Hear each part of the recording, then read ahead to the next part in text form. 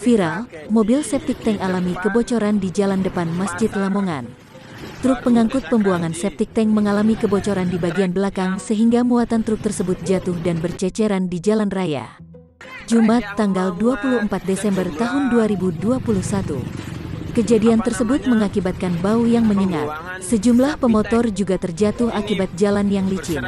Lokasi kejadian di depan Pasar Kranji, Desa Kranji, Paciran, Lamongan, Jawa Timur. Ironisnya lagi, peristiwa tersebut terjadi di depan sebuah masjid.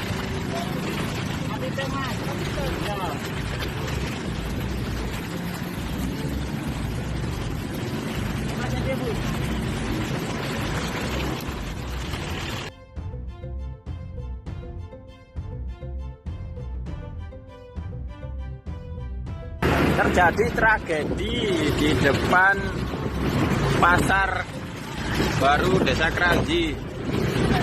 Trek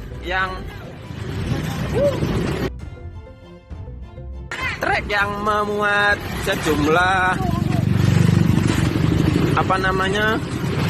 pembuangan sapi tank ini berserakan di jalan.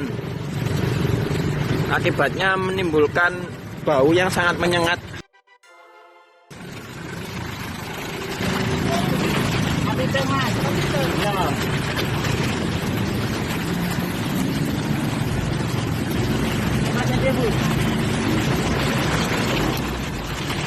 Share, komen, dan like ya.